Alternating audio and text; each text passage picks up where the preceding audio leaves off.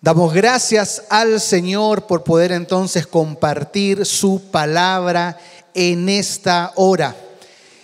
Serie Las Doctrinas de la Gracia, que nos han acompañado durante varias semanas, y hoy día cerrando con el tema 5, que tiene por título Perseverancia de los Santos.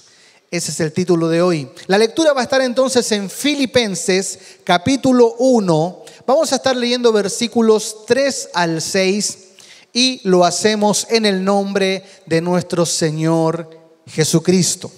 Dice así su palabra: doy gracias a mi Dios siempre que me acuerdo de ustedes. Pido siempre con gozo en cada una de mis oraciones por todos ustedes, por su participación en el Evangelio desde el primer día hasta ahora. Estoy convencido precisamente de esto, que el que comenzó en ustedes la buena obra, la perfeccionará hasta el día de Cristo Jesús. Oramos al Señor. Padre, tu palabra ha sido leída. Hemos abierto las Escrituras en este momento para poder tratar este tema. Y nos ponemos en tus manos para que nos hables con tu verdad y que nuestros oídos estén prestos, atentos y nuestro corazón sensible, Señor. Pongo mi vida en tus manos, reconociendo que nada puede venir de mí, sino que todo es tuyo. Gracias te damos por Jesús, nuestro Salvador. Amén. Estamos entonces en el final de nuestra serie, Las Doctrinas de la Gracia. Y para cerrar estas enseñanzas, hablaremos de la perseverancia de los santos. Este tema aborda la siguiente y gran pregunta. ¿Puede un verdadero creyente perder la salvación? ¿O puede caminar seguro y confiado de que su salvación está plenamente asegurada en Cristo? Es innegable que vemos a personas que escuchan el Evangelio, hacen profesión de fe y por la gracia de Dios perseveran hasta el fin. Sí, eso lo vemos. Muchos que han partido ya de esta tierra, un día escucharon el Evangelio, confesaron a Cristo como su Señor y Salvador y llegaron a la meta. Y otros que están vivos o que estamos vivos, estamos ahí, ¿verdad? Caminando, perseverando hasta el final, corriendo con paciencia la carrera. Pero también hay otros que, tras un tiempo de aparente fe, terminan apartándose y regresando a sus antiguos caminos. Eso también lo hemos visto, eso no hay para qué demostrarlo, es un hecho de la causa. Algunos incluso de estas personas llegaron a ocupar posiciones de liderazgo, pero no permanecieron en Cristo. ¿Qué sucedió con ellos, hermanos? ¿Se trató de creyentes que volvieron a ser incrédulos y se perdieron? ¿O nunca fueron verdaderamente salvos? Wow. Nos preguntamos entonces, ¿existe la posibilidad de que un verdadero creyente deje de creer y termine condenado en el infierno? La respuesta bíblica es un rotundo no. A la última pregunta que hicimos, la reitero, la última pregunta, hemos hecho varias, pero la última fue: ¿existe la posibilidad de que un verdadero creyente deje de creer y termine condenado en el infierno? La respuesta bíblica es un rotundo no. No es posible, hermano. No es posible. Las Escrituras nos enseñan que los verdaderos creyentes son guardados por el poder de Dios hasta el final.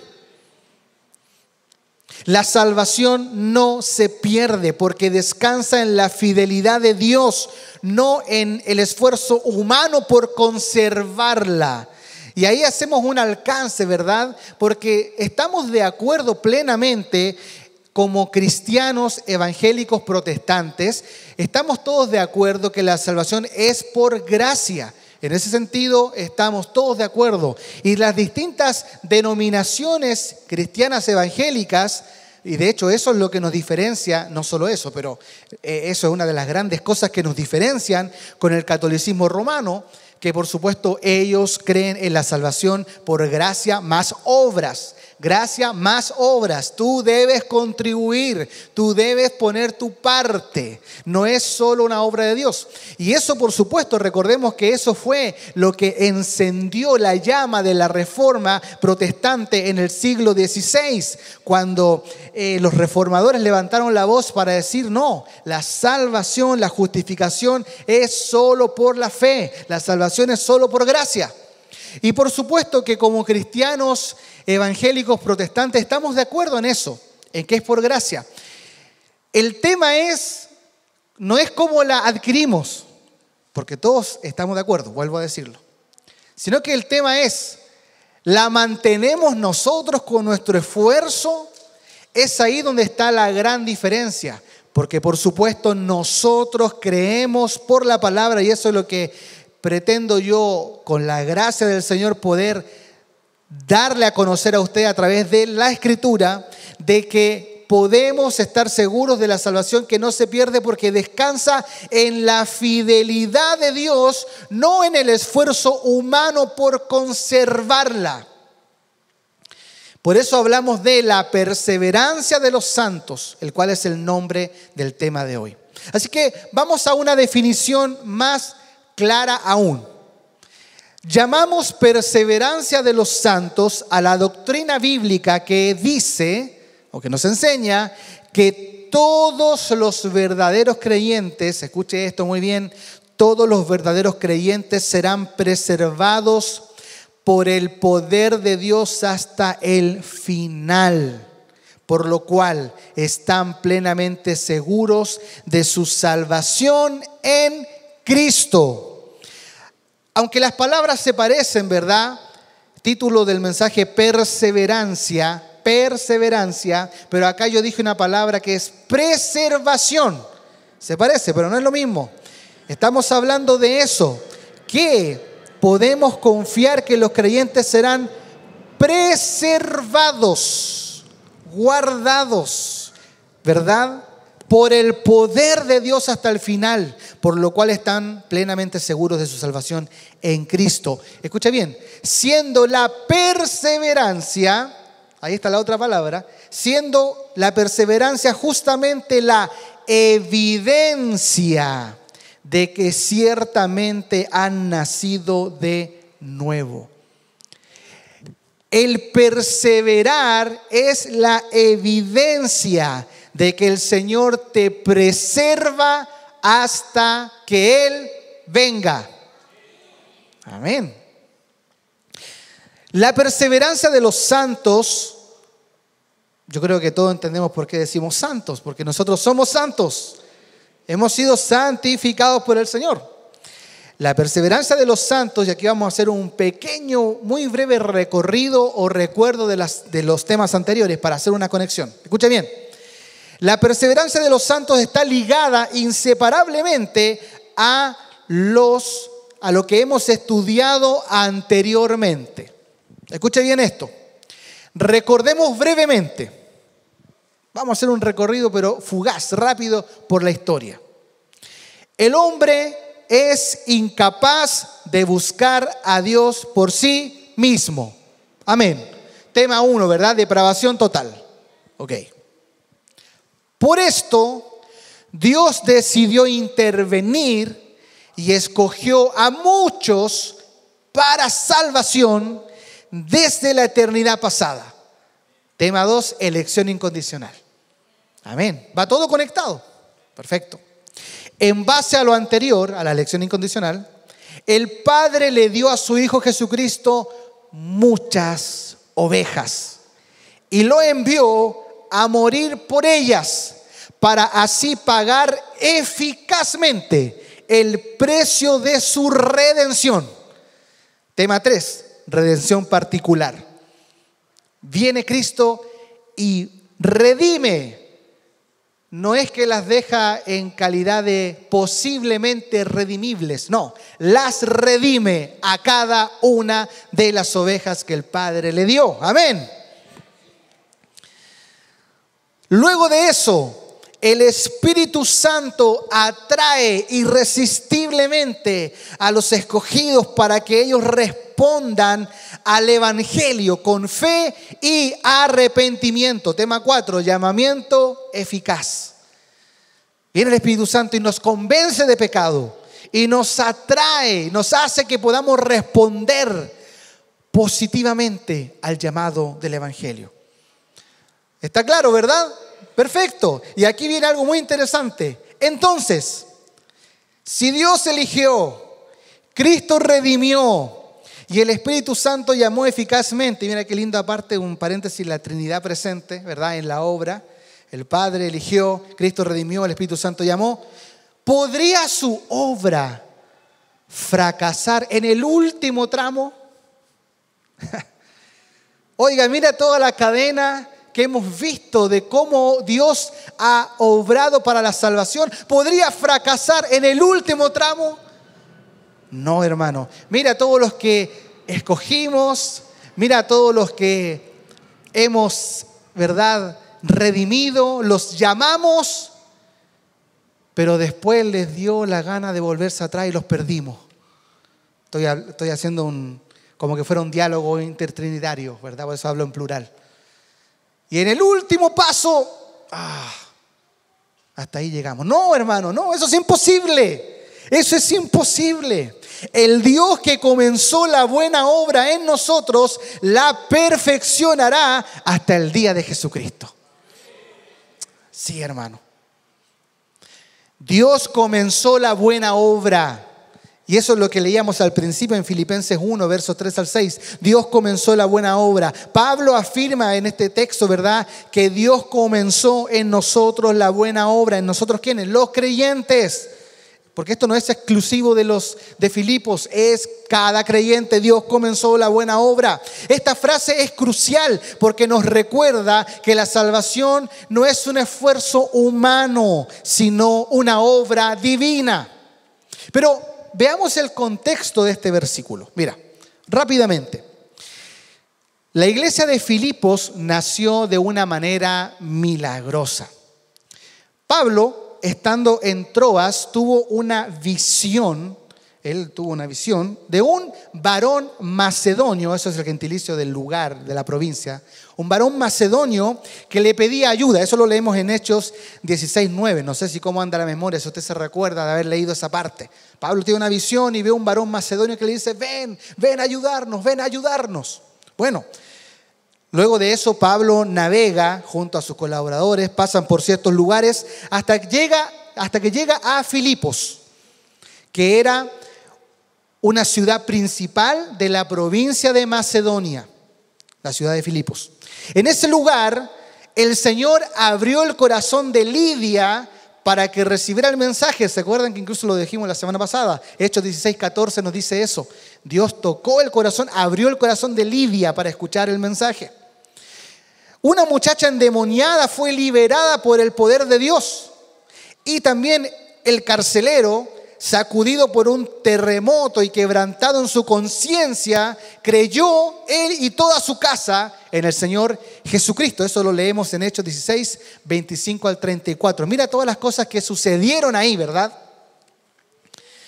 Son cosas que muestran el obrar de Dios en esa ciudad de Filipos.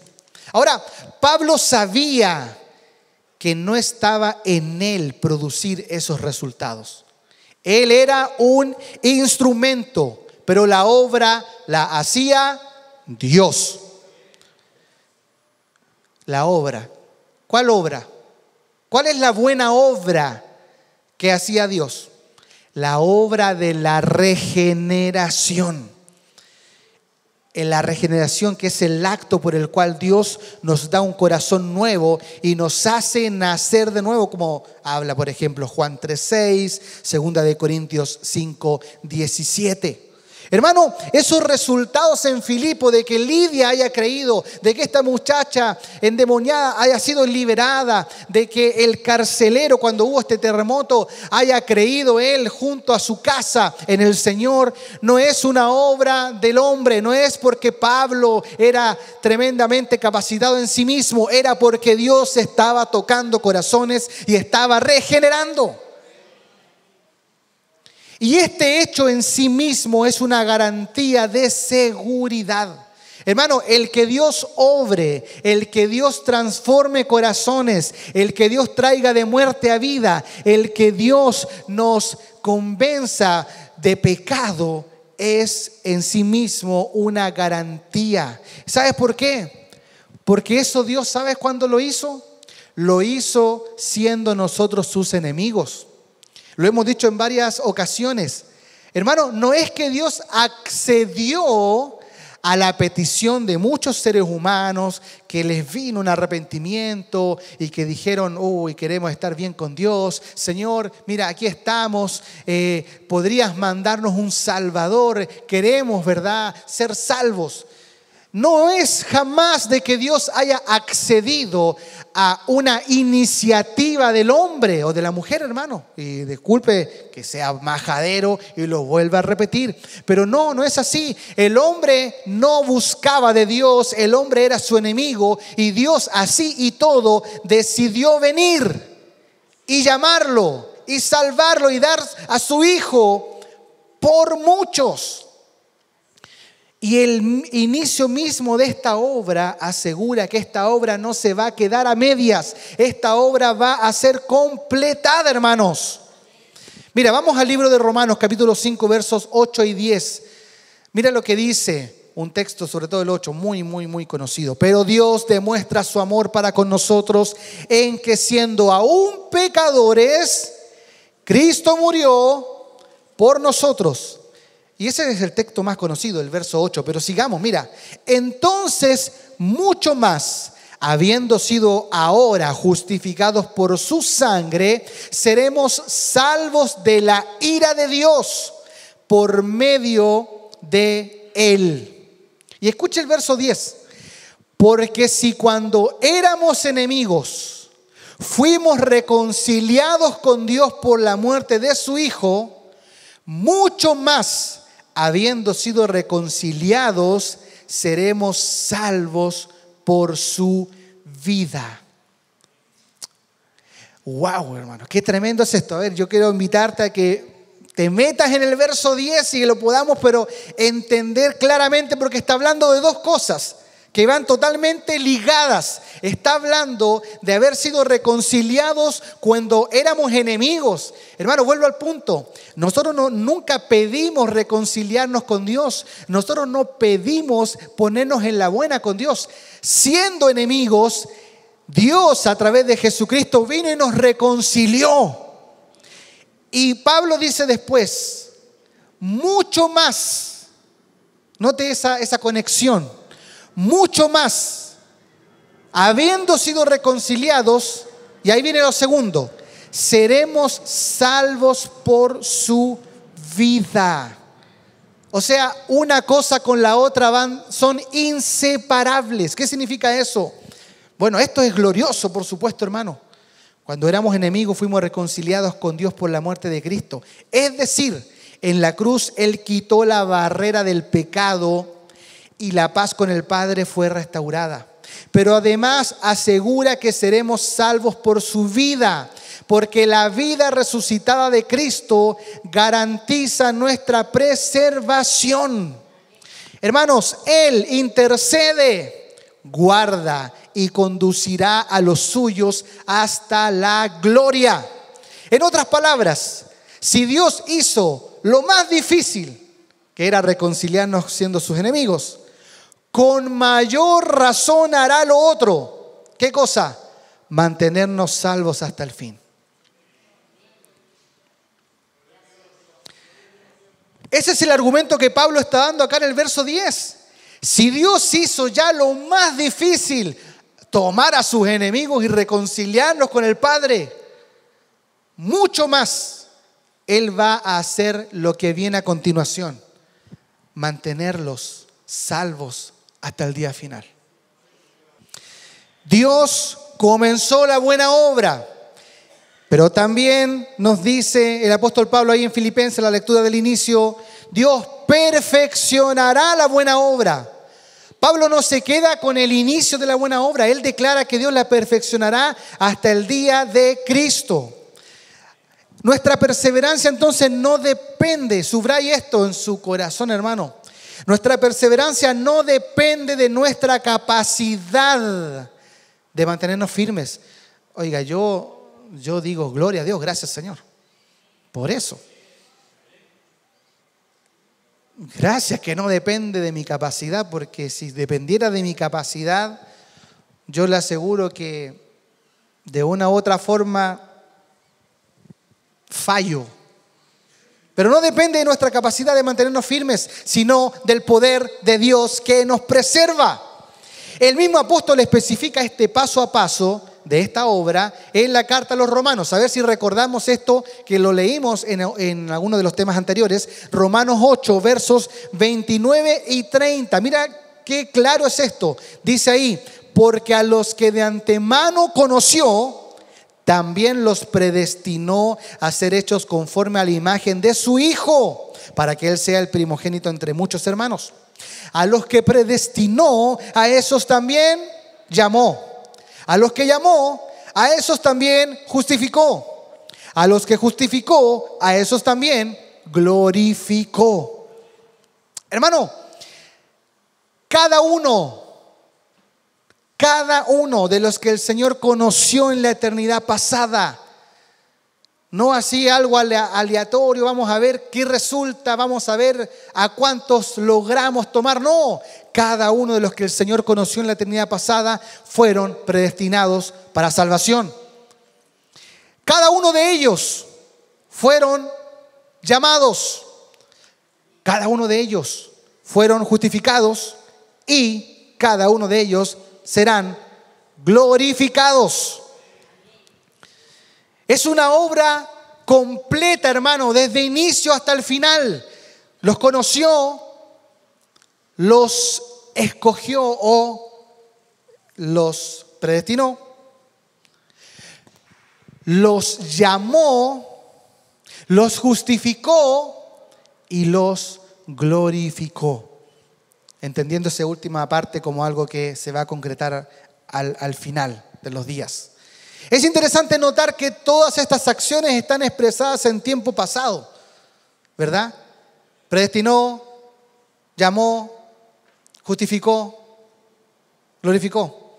¿Por qué están en tiempo pasado? Bueno, porque esto en la mente de Dios es un plan ya trazado y determinado, hermano. Sí. Hablemos de los fundamentos del obrar de Dios. ¿Será tan así realmente que Dios hace la obra completa? Bueno, veamos, hermanos. Sí, nosotros podemos tener plena certeza de la salvación porque Dios comenzó y completará su obra. Es que no puede ser de otra manera, hermano, porque la palabra nos revela esto. Mira, vamos a ver varios aspectos. Argumentos para entender de que Dios comenzó la obra de la salvación y la completará plenamente en cada uno de sus escogidos. ¿Cuáles son los argumentos?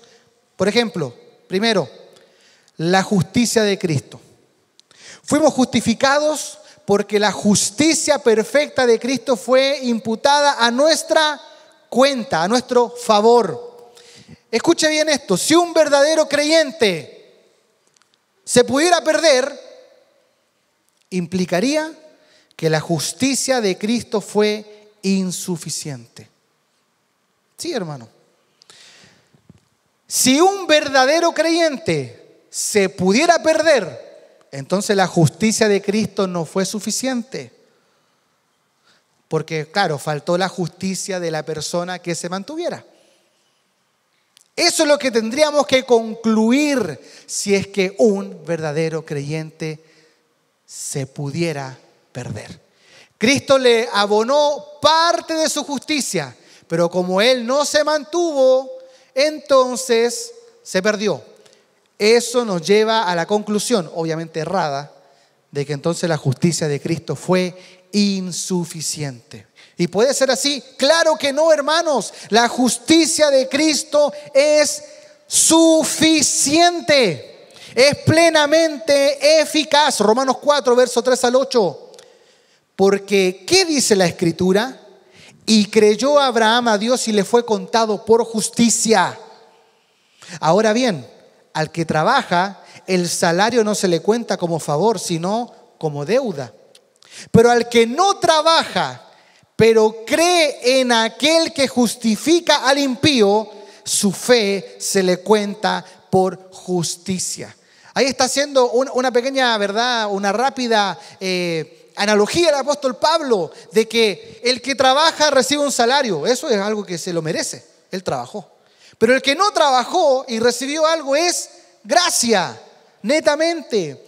Y nosotros hemos recibido la justicia de Dios no porque la ganamos, sino porque simplemente pudimos creer. Abraham creyó y le fue contado por justicia. Ah, qué bien. Pero ¿y quién le dio la fe para creer? Dios. Nosotros hemos creído en Dios y se nos ha imputado la justicia de Cristo. ¿Pero por qué creímos? Porque se nos dio el don de la fe. Sigo la lectura, verso 6 de Romanos 4. Como también David habla de la bendición que viene sobre el hombre a quien Dios atribuye justicia aparte de las obras.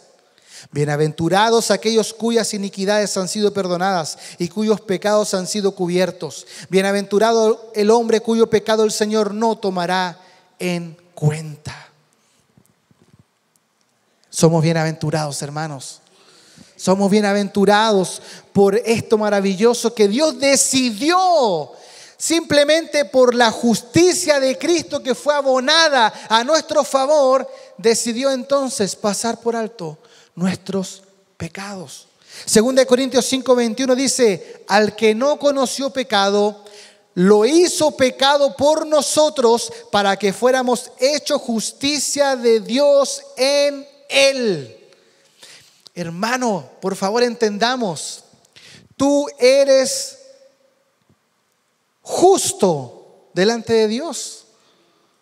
Somos llamados justos, santos, ¿pero por qué? Simplemente por la obra de Dios, de Jesucristo, no porque lo que nosotros hagamos o podamos hacer. Hablemos de la naturaleza de la vida recibida. Hermano, Cristo nos dio vida eterna. ¿O nos va a dar vida eterna? En cierto sentido también se podría decir así, pero la palabra nos habla de algo ya concretado. Cristo nos dio vida eterna. Si un verdadero creyente se pudiera perder, entonces la vida que recibió un día no era en verdad eterna. Era una vida que tenía una condicional a poder vencer o expirar. Si es que fuera así. Pero Él nos dio vida eterna. Juan 5:24 dice: en verdad les digo, el que oye mi palabra y crea al que me envió, tiene, no tendrá, aunque también, pero tiene vida eterna y no viene a condenación, sino que ha pasado de muerte a vida. Hermano, es algo concreto, no algo potencial. Podría recibir, vamos a ver si es que llega al final, y ahí si vemos que llegó, le vamos a dar la vida eterna. No, hermano, no es así. El que oye mi palabra y cree al que me envió, tiene vida eterna y no viene a condenación. Ha pasado de muerte a vida. Juan 6:47. En verdad les digo, el que cree tiene vida eterna. Más argumentos. El buen pastor. Vamos a hablar del buen pastor. Jesús asegura que ninguna de sus ovejas perecerá jamás, ni nadie las arrebatará de su mano. Si una oveja del Señor se pudiera perder, entonces esta afirmación es falsa. La afirmación que hizo el Señor Jesús. ¿La repito? Él dijo, no, mejor lo leo. Juan 10, verso 27 al 29. Mis ovejas oyen mi voz y yo las conozco y me siguen. Yo les doy vida eterna. Ahora, hermano. No les daré posiblemente, no. Yo les doy vida eterna y jamás perecerán y nadie las arrebatará de mi mano. Mi Padre que me las dio es mayor que todos y nadie las puede arrebatar de la mano del Padre. Hermano, eso es lo que Jesús afirmó respecto a sus ovejas. Si una oveja del Señor se puede perder, entonces esta afirmación es falsa. Y yo no creo que sea falsa. Yo la creo como veraz, porque la palabra de Dios es veraz. Más argumentos. El Espíritu Santo como garantía. Hablemos de eso. En la carta a los Efesios capítulo 1 versos 13 y 14 se nos dice lo siguiente. En Él también ustedes, después de escuchar el mensaje de la verdad, el evangelio de su salvación, y habiendo creído, porque ahí está, ¿verdad? La fe viene por el oír la palabra de Dios, y nosotros después hemos creído. Entonces dice que después de haber escuchado el mensaje de la verdad, el evangelio de su salvación, y habiendo creído, fueron sellados en Él con el Espíritu Santo de la promesa, que nos es dado como garantía de nuestra herencia, con miras a la redención de la posesión adquirida de Dios para alabanza de su gloria. Hermanos, esto es lo que se conoce como el sello del Espíritu Santo que llevamos todos los verdaderos creyentes. El Espíritu Santo ha sido dado como sello, como garantía de nuestra herencia. Esa es la certeza. Por eso también Romanos nos dice en el capítulo 8 que el Espíritu mismo da testimonio a nuestro espíritu de que somos hijos de Dios. Mira, aunque no puse ese texto aquí en esta parte, pero qué importante es esto. Porque a veces estamos en la carne y a veces podemos dudar. Hermano, yo no voy a decirle que usted diga amén o que responda, pero seamos sinceros. ¿Acaso a veces no hemos mirado un poquito hacia atrás? A veces acaso en la carne no han habido ganas de decir, ¿y si no sigo? ¿Y si llego hasta acá nomás? ¿Valdrá la pena? No voy a decirle que usted me diga, levante la mano a quien le ha pasado. Creo que no es necesario. ¿Y por qué estás igual? ¿Por qué has permanecido igual? Cuando quizás pareciera que hasta tenías la decisión tomada. ¿Sabes qué? Hasta aquí llego, ya, se acabó esto. Y aquí estás. Y cuando digo aquí no me refiero al lugar físico, me refiero aquí, sirviendo al Señor, en el camino del Evangelio. ¿Por qué? Porque el Espíritu Santo da testimonio a nuestro espíritu de que somos hijos de Dios y de que no tenemos otro camino. Ya estamos en esto. No lo estoy diciendo en un sentido de resignación, al contrario, en el sentido de decir, yo no puedo otra cosa. Mi carne a veces me dice que no más, pero yo no puedo hacer otra cosa. Lo único que puedo hacer es seguir sirviendo al Señor. ¿Y eso es una supercapacidad humana? ¿Eso es porque seamos mejor que el resto? Es porque Dios nos preserva por su poder, hermanos. El Espíritu Santo nos ayuda para luchar contra la carne. Él impide que el creyente caiga definitivamente y lo impulsa a la santidad. Además, tenemos a Cristo intercediendo por nosotros en los cielos, como dice Hebreos 7:25. Imagínate lo glorioso que es eso. Cristo intercediendo por nosotros. Padre, Él es de los nuestros. No lo vamos a soltar. Ayúdalo, fortalécelo. Qué tremendo es eso, hermano. Como oró, ¿verdad?, el Señor en Juan 17. Padre Santo, guárdalos en tu nombre. En el versículo 11 específicamente de Juan 17. Nuestra perseverancia descansa en esa intercesión constante. Más argumentos, una herencia incorruptible, primera de Pedro 1, versos 3 al 5. Bendito sea el Dios y Padre de nuestro Señor Jesucristo, quien según su gran misericordia nos ha hecho nacer de nuevo a una esperanza viva mediante la resurrección de Jesucristo de entre los muertos, para obtener una herencia incorruptible, inmaculada y que no se marchitará, reservada en los cielos para ustedes.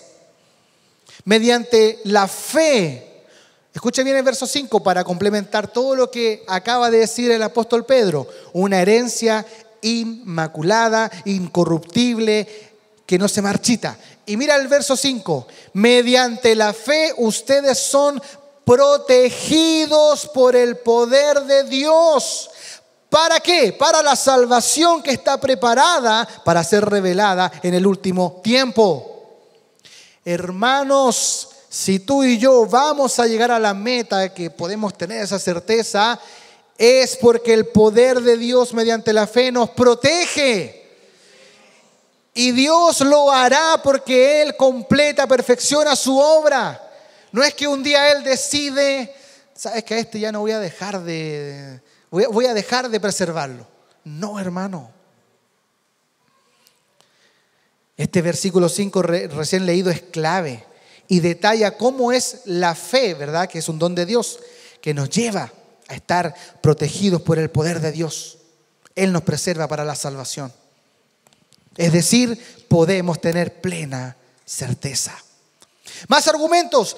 Guardados sin caída. Lo que habla Judas en el capítulo 1, verso 24-25 dice: y a aquel que es poderoso para guardarlos a ustedes sin caída y para presentarlos sin mancha en presencia de su gloria con gran alegría, al único Dios nuestro Salvador, por medio de Jesucristo nuestro Señor, sea gloria, majestad, dominio y autoridad, antes de todo tiempo y ahora por todos los siglos. Amén. Es una hermosa doxología con el que el escritor cierra su carta, muy breve, solo un capítulo. Pero apuntemos a lo que leíamos al principio. ¿Qué habla? ¿Qué dice Judas? A aquel que es poderoso para guardarlos a ustedes sin caída y para presentarlos sin mancha. ¿Por qué vamos a ser presentados sin mancha? Porque nuestro esfuerzo. Porque Él nos va a guardar para presentarnos sin mancha en presencia de su gloria. Podemos ser guardados sin caída, hermano. Él nos guarda de no caer. Y una vez más es su poder, dice aquel que es poderoso. Es totalmente obra de Dios preservar a sus escogidos en la salvación hasta el día final. Gloria a Dios por eso, hermano. Hermano, gloria a Dios por eso. Hermano, podemos caminar con una certeza de que el Señor nos va a preservar.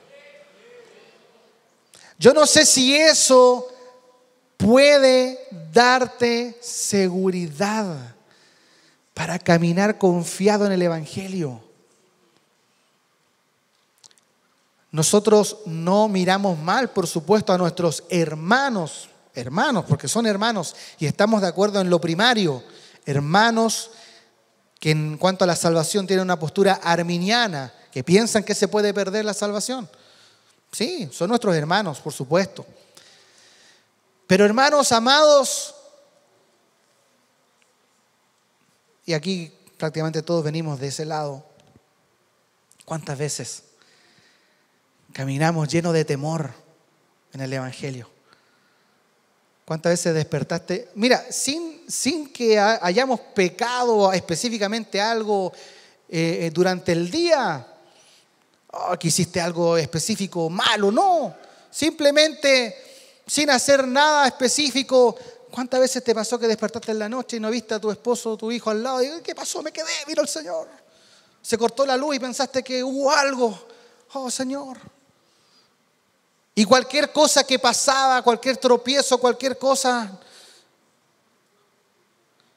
un día pienso que me voy, al otro día pienso que me quedo, un día después digo, no, sí, yo sé que soy salvo, al otro día no sé, no soy salvo. y caminamos con una mochila pesada que muchas veces nos hacía no poder disfrutar esta obra gloriosa del Señor. Pero cuando vamos a la palabra de la Escritura podemos ver que nos da el Señor certeza de que el que comenzó la obra la completará, la perfeccionará hasta el día de Cristo, es decir, hasta que Él venga. Ahora, entendemos que hay cuestionamientos y nosotros venimos de ese lado, por supuesto, porque la pregunta es, ¿qué pasa con los que se apartan? Bueno, ¿qué pasa con aquellos que, oye, pero si eran cristianos, parecía que eran cristianos? Es que no puede ser. ¿Cómo que nadie se va a perder? Si yo lo he visto, y muchos dicen, yo lo he visto con mis ojos. Yo he visto a muchos que estuvieron ahí, sirvieron al Señor. Muchos cuestionan la seguridad de la salvación y preguntan, ¿qué pasa con los que profesan la fe? Y luego se apartan definitivamente, como que no nos cuadra, porque si me está hablando la palabra de que el Señor preserva lo suyo, pero hay muchos que yo he visto que no ha preservado. Pareciera así, ¿verdad? No ha preservado, no me cuadra. ¿Cuál es la verdad? Bueno, ¿qué dice la palabra? El apóstol Juan, en su primera carta, capítulo 2, verso 19, dice, ellos salieron de nosotros, pero en realidad no eran de nosotros. Porque si hubieran sido de nosotros, habrían permanecido con nosotros. Pero salieron a fin de que se manifestara que no todos son de nosotros. Wow. Y esta es una verdad tremenda. Porque tenemos que mirar a nuestro alrededor y Dios quiera que todos los que estamos aquí seamos verdaderos creyentes. Dios quiera que así sea. Pero muchas veces, y siempre va a pasar, que muchos van a caminar con nosotros en una iglesia local, van a estar ahí, van a dar una apariencia de piedad, van a tener quizás cargos de responsabilidad y en algún momento se apartan. ¿Pero cómo es posible? El apóstol Juan dice, no eran de nosotros.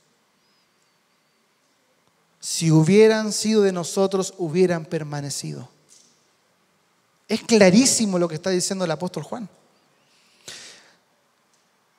Si todavía dudamos con eso, vamos a las palabras del Señor Jesús en Mateo, capítulo 7, versos 22 y 23. Dice, muchos me dirán en aquel día, Señor, Señor, ¿no profetizamos en tu nombre? Y en tu nombre echamos fuera demonios, y en tu nombre hicimos muchos milagros. Entonces les declararé, jamás los conocí. Apártense de mí los que practican la iniquidad. A mí, hermano, me impacta cuando yo lo entendí, porque quizás desde pequeño leí este versículo, pero cuando lo entendí realmente me impactó meditar en esto, hermano. No es que Jesús dice, pero Señor, nosotros hicimos esto otro. Sí, Juanito, sí, lo hiciste, pero eras tan bueno, pero te desviaste,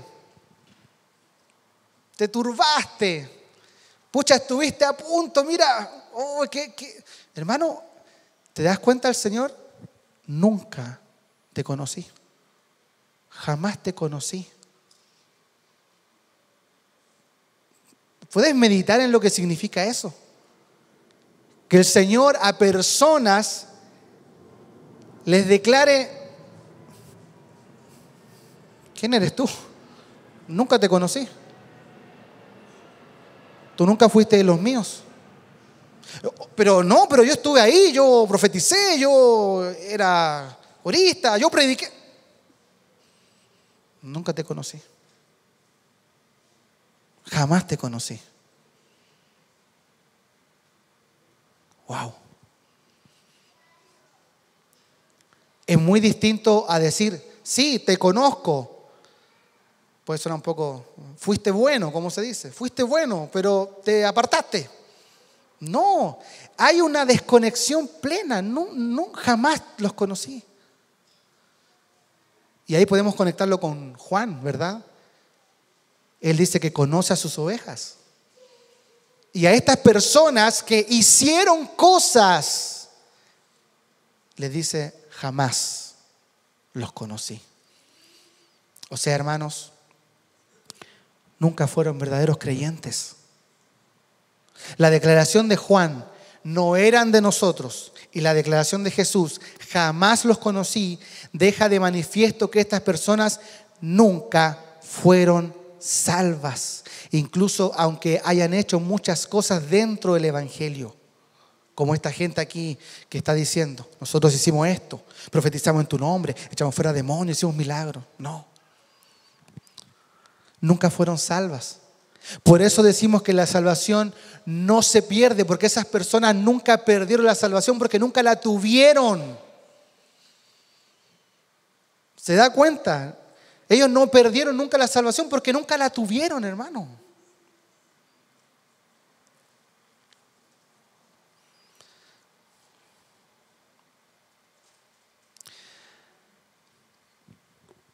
Esta enseñanza nos hace despreocuparnos de la santidad. Con esto ya voy a ir cerrando el tema. Esta enseñanza nos hace despreocuparnos de la santidad. Esta es una de las grandes acusaciones que algunos realizan. Dicen que el hecho de saber que estamos seguros de nuestra salvación nos va a llevar a no esforzarnos por vivir vidas santas y piadosas. Y yo puedo entender en cierta forma esa lógica, sí, porque dicen, es que no, es que si tú le dices a la gente que está seguro, van a hacer lo que quieran. No, tienes que tenerlos ahí, ¿verdad? Hermano, cuide su salvación, cuídela. Entonces ahí, no, hay que portarse bien, porque si no, entonces lo ven como, no, esto es peligroso. ¿Cómo vas a decir que estás seguro? La gente se va a relajar. Sí, tiene lógica humanamente hablando, pero aquí no es nuestra lógica humana. Aquí es lo que dice la Escritura. Y hermanos, esto es alejado totalmente de la realidad. Porque el verdadero creyente ama a Dios. Gracias por esos amenes. El verdadero creyente anhela obedecer su palabra. El verdadero creyente desea vivir para su gloria, por lo cual se esforzará plenamente en vivir como el Señor demanda. Hermano, el que entiende de verdad esta enseñanza, escuche bien, jamás, lo repito, jamás va a tomar esto como una licencia para pecar. Jamás. Porque la obra de Dios está en su corazón y ese creyente anhela servir, amar, obedecer a Dios, vivir para su gloria. Filipenses 2, versos 12 y 13 dice, así que, amados míos, tal como siempre han obedecido, no solo en mi presencia, sino ahora mucho más en mi ausencia. ¿Qué les dice el apóstol ahí a los filipenses? Y justamente, ojo, que es el capítulo siguiente a lo que leíamos al principio. Les dice, ocúpense en su salvación con temor y temblor, porque Dios es quien obra en ustedes tanto el querer como el hacer para su buena intención. Hermanos, el llamado es claro, debemos trabajar activamente y dar evidencia, vivir en plenitud nuestra salvación. ¿Qué dice Pablo? Ocúpense en su salvación. Primero que todo, muchos cambian la palabra ocúpense y le ponen cuiden. Jamás ha dicho cuiden. Típico argumento. A ver, pero ¿cómo que no se pierde si la palabra dice cuide su salvación con temor y temblor? Jamás dice cuiden. No dice cuiden. Dice ocúpense.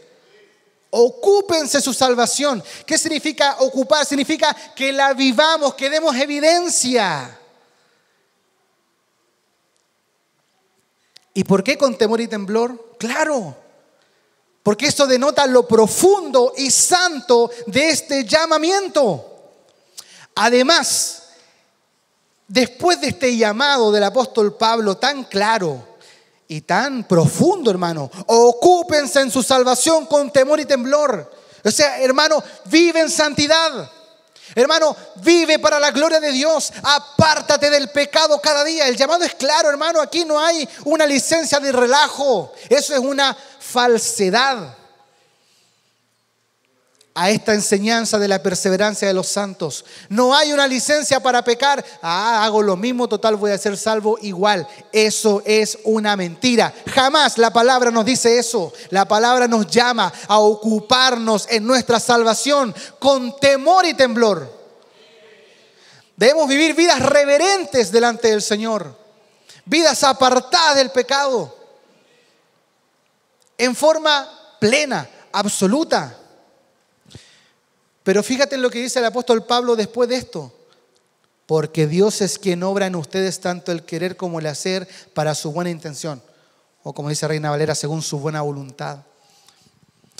O sea, ¿quién es el que produce el querer como el hacer en nosotros?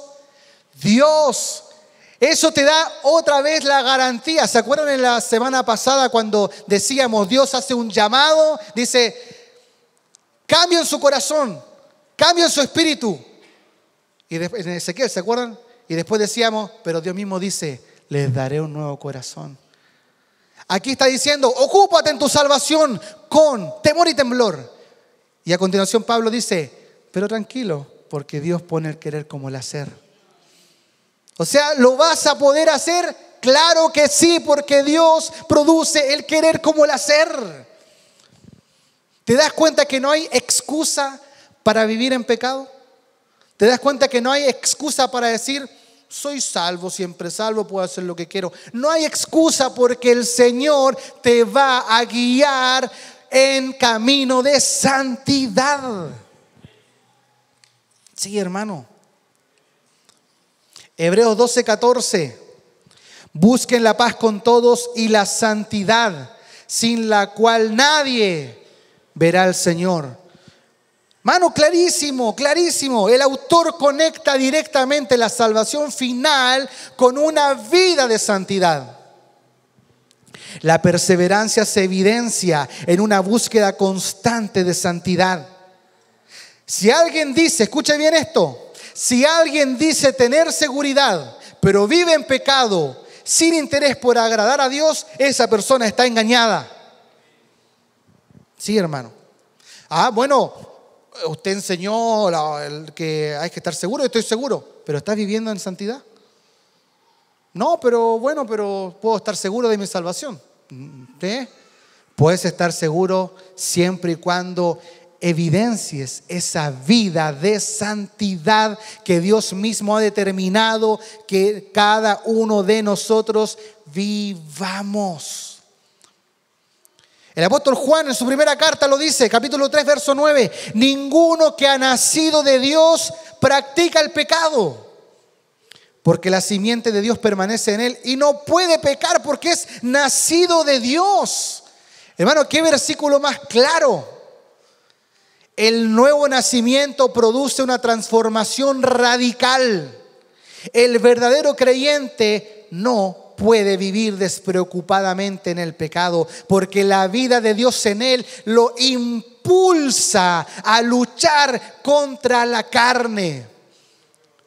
Sí, hermanos, el saber que estamos seguros en Cristo, en nuestra salvación, al verdadero creyente nunca, jamás lo va a llevar a darse licencias para pecar. El que toma esta doctrina de la seguridad de la salvación y la aplica en el sentido de decir, puedo comportarme como quiera, de lo mismo, total, soy salvo igual, ese no es un verdadero creyente. No, hermano, no es un verdadero creyente.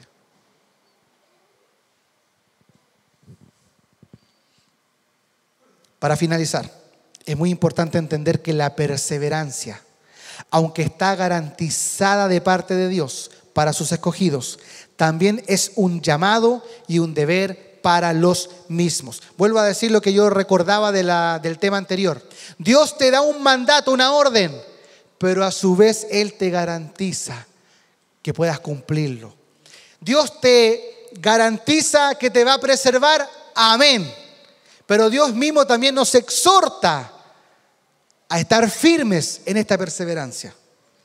La Escritura nos exhorta a perseverar. Mateo 24:13 dice: el que persevere hasta el fin será salvo. Colosenses 1:23 dice: esto Él hará si en verdad permanecen en la fe, bien cimentados y constantes, sin moverse de la esperanza del evangelio que han oído. Mira, ahí está. Si en verdad permanecen firmes, hay un llamado, hay una responsabilidad. Pero gloria a Dios por eso, porque es una responsabilidad que Dios mismo ha garantizado que vamos a poder cumplir, hermano. Entendamos, estas advertencias no niegan la seguridad de la salvación, sino que muestran la marca de los verdaderos creyentes. Ellos perseveran. Escuche bien esta frase. La perseverancia no es la condición para la salvación, sino la evidencia de ella. Medite bien, le repito esta frase por favor, es muy importante. La perseverancia no es la condición para la salvación, sino la evidencia de ella. O sea, dicho en otras palabras, no es, hermano, persevera hasta el fin. Esto que estoy diciendo no es así. Persevera hasta el fin. Si lo logras, eres salvo. No, no es condicional.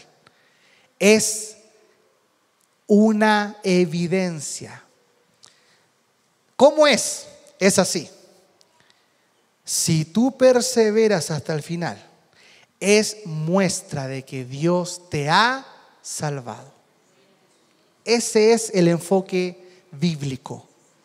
No de perseverar para lograr la salvación, sino que perseveraremos hasta el final como evidencia de que hemos sido salvos, de que Dios comenzó su obra un día en ti y en mí y la completará. Gloria a Dios por eso, hermano. Gloria a Dios por eso.